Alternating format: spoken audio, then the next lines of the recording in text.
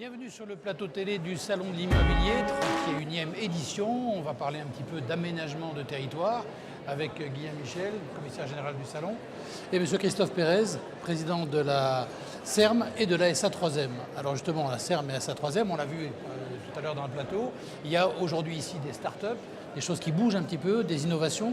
Qu'est-ce que ça vous inspire? Ça change votre métier? Oui, c'est une très belle initiative de les avoir associés à ce salon de l'immobilier parce que les startups à Montpellier, c'est une marque de fabrique de Montpellier. On a une dynamique économique très forte et ces jeunes startups qui démarrent participent à la fabrication de la ville parce qu'avec les outils numériques qui nous sont proposés, elles utilisent ces outils pour pouvoir répondre aux usages des habitants. Et de fait, ça transforme notre façon de travailler parce que notre vision de la ville, c'est une vision de long terme. Le temps de l'aménagement, c'est le temps long, le temps des études, de la construction. Et puis, quand on a construit, on construit pour 100 ans. Donc, on a bien sûr l'obligation de réfléchir à la ville d'aujourd'hui et à la ville de demain. Mais cette ville d'aujourd'hui, eh bien, elle est beaucoup plus connectée, elle est plus proche des habitants. Les habitants ont des attentes de plus en plus importantes. Eh bien, on a cette obligation de répondre à ces attentes. Et ces entreprises de la French Tech, qui sont là, avec nous à Montpellier tout particulièrement. Et elles l'ont dit sur le plateau précédent qu'elles avaient aussi toutes les conditions pour bien travailler ici parce qu'on leur donne les moyens, on leur propose des bâtiments pour pouvoir évidemment se regrouper, travailler et faire rayonner Montpellier. Eh bien, elles nous aident à construire la ville et surtout, je pense, au plus près des quartiers, au plus près des habitants et répondre aux usages en répondant à leurs demandes, mais aussi, et j'en suis persuadé, que les nouvelles offres qui vont être proposées vont permettre aussi de développer de nouveaux usages, de nouveaux besoins. Eh bien ça, c'est une particularité de Montpellier, c'est vrai que ça existe dans d'autres métropoles, mais à Montpellier, on a un petit côté particulier, il n'y a pas d'industrie. Le développement, il s'est fait par le numérique, il s'est fait par le dynamisme aussi des habitants. Eh bien là, ces jeunes entreprises qui sont avec nous, que l'on accompagne, et Philippe Sorel, et évidemment Chantal Marion au développement économique, eh bien, les accompagne pour leur donner toutes les conditions pour parfaitement réussir. Ce sont aussi des vecteurs de création d'emplois, il ne faut pas l'oublier, mais elles sont dans la ville, elles participent à la fabrication, et donc c'est une nouvelle façon de travailler, je l'avoue, mais c'est aussi très rafraîchissant, parce que là on est au cœur du sujet qui nous occupe, c'est-à-dire de faire la ville pour les habitants, en répondant aux usages d'aujourd'hui et en essayant d'imaginer ce que sera la ville demain. Alors justement, dans le concert de toutes les grandes villes, je dirais de France, d'Europe ou du monde, on parle beaucoup de Smart City, tout ça, mais du coup ça vous donne également des armes pour vous vendre, entre guillemets, un peu plus que les autres. Vous revenez du MIPIM, qu'est-ce qui s'est passé justement? Est-ce que le fait d'associer de plus en plus des startups et de la French Tech apporte un plus à Montpellier? Absolument. Alors c'est vrai que c'est une lame de fond de toute façon qu'on retrouve dans toutes les grandes métropoles de France, d'Europe et du monde. Mais c'est vrai que Montpellier, c'est une pépite. Montpellier est assez attractive. Alors nous avons passé avec Chantal Marion et Philippe Sorel est venu nous retrouver avant-hier après-midi, sur le MIPIM, le Salon international de l'immobilier, où toutes les grandes métropoles de France, d'Europe et du monde sont présentes et les grands pays sont là. Eh bien, nous avons à chaque fois, nous y allons depuis de nombreuses années, mais cette année un peu plus que d'habitude, nous avons mis en avant notre capacité d'innovation sur la métropole de Montpellier. Et à ce sujet, le ministre d'État de la Cohésion des Territoires, Mézard, qui venait inaugurer le salon mardi après-midi, nous a fait l'honneur de sa visite. Il est venu nous voir tout spécialement, il ne va pas voir toutes les métropoles. Et nous avons eu un long échange avec Chantal Marion et Mézard sur la métropole de Montpellier, sur son dynamisme, sur cette fabrique de la ville qui est particulière, puisque quand nous fabriquons la ville à Montpellier, eh bien nous la fabriquons dans toute sa complexité, dans toute sa mixité urbaine, faite de mixité fonctionnelle et de mixité sociale, c'est-à-dire que dans tous nos quartiers, il y a du logement, et il doit répondre à tous les besoins des Montpelliérains, c'est-à-dire que dans nos quartiers, on doit loger tous les Montpelliérains, quel que soit leur niveau de revenu, mais en plus de cela, nous apportons les services, les commerces, les écoles, les crèches, les bureaux. Ce sont des lieux où on trouve tous les ingrédients de la ville.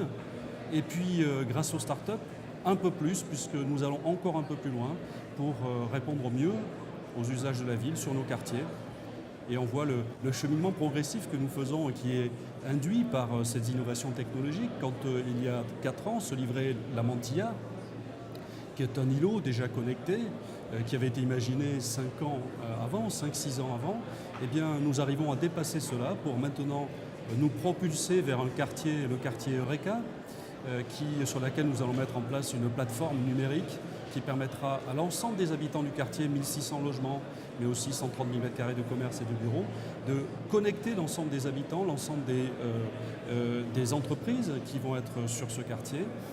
Eh bien, grâce à cette connexion sur le quartier, on imagine que les usages vont se développer, que ça sera aussi un vecteur de cohésion sociale. Et puis la prochaine étape pour nous, c'est de rayonner sur l'ensemble de la ville, y compris sur les quartiers que nous allons développer à l'intérieur de la ville, puisque de plus en plus, notre métier, c'est moins de faire du développement urbain, mais de refaire plutôt la ville sur la ville, dans une ambition bien sûr de développement durable, pour que cette ville, elle soit plus aimable, plus attrayante pour les habitants qui la vivent, et qu'à chacun des habitants, pris individuellement, on puisse en faire une œuvre collective de bien vivre, ici à Montpellier, en particulier sur ce territoire magnifique et magique, sur la Méditerranée. Alors, on ne sait peut-être pas assez que la CERM également est à l'origine, un petit peu à l'initiative de tous les incubateurs d'entreprises, les parcs Gamma, Oméga. Et ça, justement, c'est aussi une manière de récolter les fruits de ce qui a été semé il y a déjà quelques années? Oui, alors, la CERM, bien sûr, répond aux politiques, vous le savez. Hein. Oui, bien sûr, ça se fait toujours que, bien. Très clairement, sans la présence quotidienne et l'implication extrêmement forte de Philippe Sorel, le maire de Montpellier, président de la métropole, et Chantal Marion sur le fait économique et urbain, rien n'est possible. Donc nous apportons, nous, bien sûr, notre compétence technique et opérationnelle. Donc la CERM, elle est SA3M, les deux structures d'aménagement de la métropole. On a à la fois cette mission d'aménageur urbain, mais aussi de constructeurs, puisque nous avons construit toute une série d'immeubles de bureaux pour accompagner les entreprises de l'incubation, c'est-à-dire de la naissance et de la première idée, jusqu'à ce qu'elles puissent coter au CAC 40, c'est-à-dire les accompagner dans tout leur processus de résidentialisation économique, comme on peut parler de résidentialisation dans l'habitat. Et donc nous avons le BIC d'ailleurs, mais qui a été fait par la métropole, qui est notre deuxième incubateur au monde, qui a reçu cette distinction il y a à peine une quinzaine de jours, que plus de 80% des entreprises qui sont incubées à Montpellier passent la 3e année, alors que la moyenne nationale, c'est à peine 54%.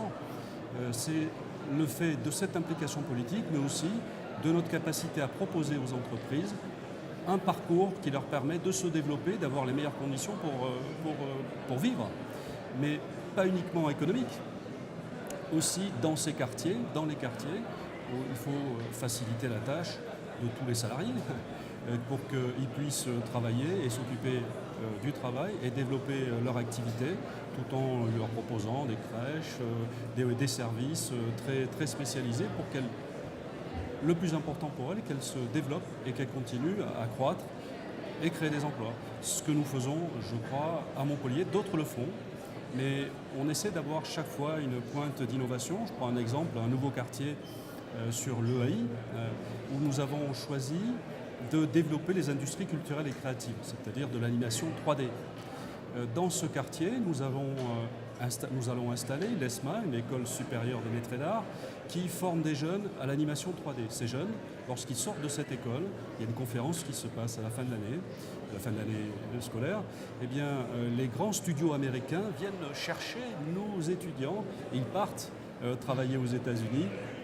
C'est très bien parce qu'ils vont se former un peu plus là-bas, mais nous, on a très envie qu'ils puissent nous retrouver ici à Montpellier pour développer leur activité. Il y a celles qui sont là, qui viennent, qui restent, ou celles qui reviennent.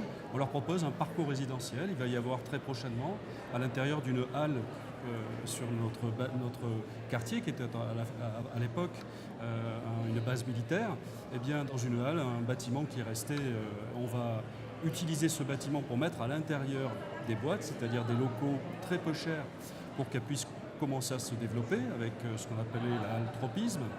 Et puis ensuite, troisième temps, ça va être des bureaux à l'intérieur de ce quartier. Et bien sûr, des logements étudiants, des logements libres, du logement abordable, du logement social, des commerces, un vrai lieu de vie, parfaitement incubé, à l'intérieur de la ville. Et puis après, il n'y a plus qu'à.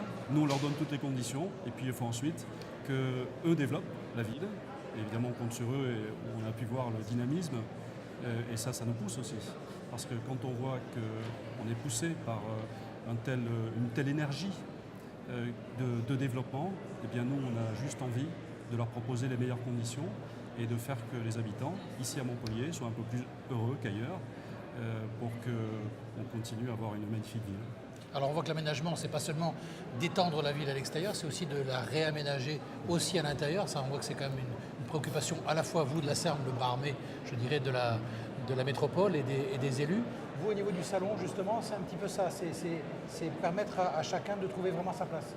Alors, pareil, moi aujourd'hui, comme tout à l'heure, je suis très content.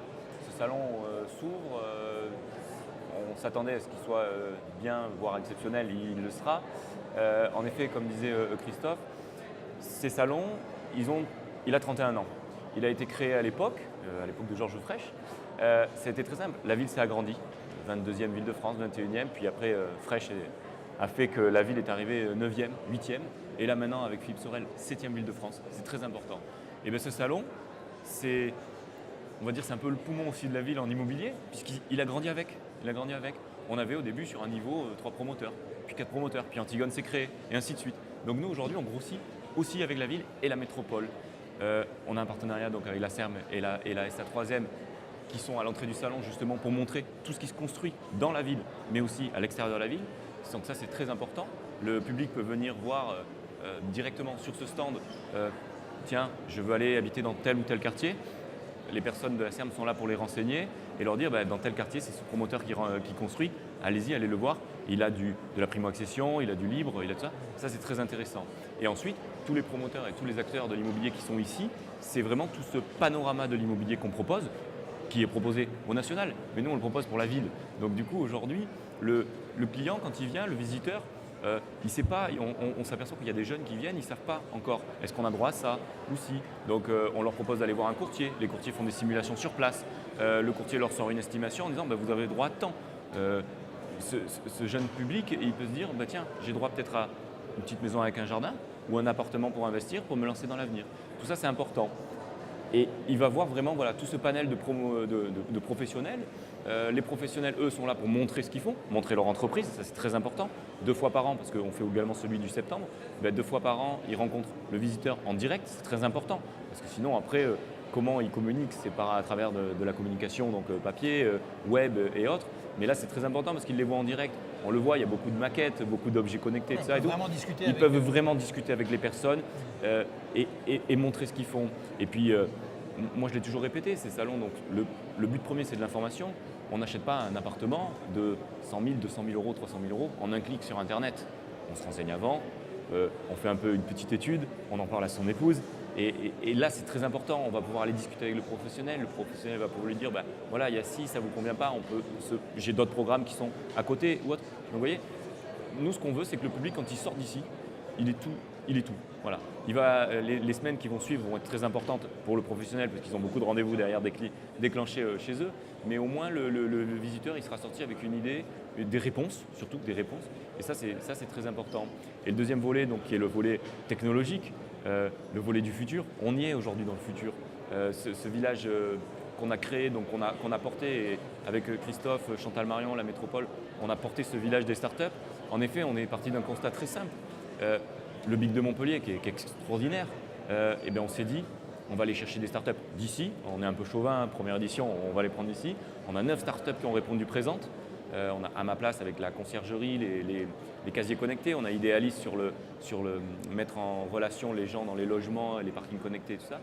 Et bien aujourd'hui, on a réussi à faire ce village. C'est la première fois qu'on fait ça sur un salon immobilier en France. On est fiers de le dire. On est les premiers à le faire. On sait que dans d'autres, ils vont sûrement le faire. Mais aujourd'hui, on l'a fait. Et ça, c'est un plus pour nos visiteurs. C'est-à-dire qu'ils vont aller voir le promoteur qui parle aujourd'hui depuis 2-3 ans de connectivité dans ses logements et autres. Mais il n'y avait pas la start-up qu'il avait créée. Ben là, la start-up, elle est à côté dans un village dédié. Et le promoteur va pouvoir prendre son visiteur par la main en disant « Venez, je vais vous montrer ce que fait vraiment la start-up dans notre bâtiment. » Et ça, c'est important. Christophe Pérez pour la Serme également pourra s'appuyer des startups qui sont là, puisque vous, pour la ville de demain, c'est très intéressant.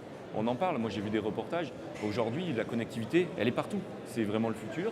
Ça accélère au niveau du développement de la ville. Et maintenant, il y a des applications qui sortent. C'est pour le mieux vivre ensemble. Et aujourd'hui, c'est très très important. c'est beaucoup plus réactif, c'est plus fluide. Donc c'est des choses qui se mettent en place. Et moi, je pense qu'aujourd'hui, la ville l'intègre et sous l'impulsion de Philippe Sorel, qui est donc président de la métropole et maire de la ville de Montpellier. Et puis après par vous, la CERM et Chantal Marion. Donc aujourd'hui, ce sont des éléments essentiels à la ville. Et comme nous, on est le salon de l'immobilier de Montpellier, région un peu méditerranéen, c'est essentiel aussi pour nous de l'avoir. C'est le futur. On a passé 30 ans où le salon a évolué, grossi. Maintenant, place au futur et trouvons de nouvelles interactions pour notre salon et montrer tout ce qui est faisable dans l'immobilier. Ça, c'est un plus. Mais écoutez, voilà, donc tout public qui peut passer dans le salon durant les 3 jours du salon, on pourra rencontrer tous les acteurs un petit peu du marché de l'immobilier et répondre à toutes leurs questions du début, effectivement, comme vous le disiez, sur les financements, sur les notaires, sur les promoteurs immobiliers, sur les aménagements, sur tout ce qui est nouvelles technologies. Plein de choses à découvrir pendant 3 jours. Et vous pouvez retrouver ce plateau ainsi que les autres émissions sur la chaîne YouTube du Salon de l'Immobilier, sur la chaîne YouTube également de notre partenaire Forum TV et sur les pages Facebook de ces deux entités, le Salon de l'Immobilier et Forum TV. À bientôt.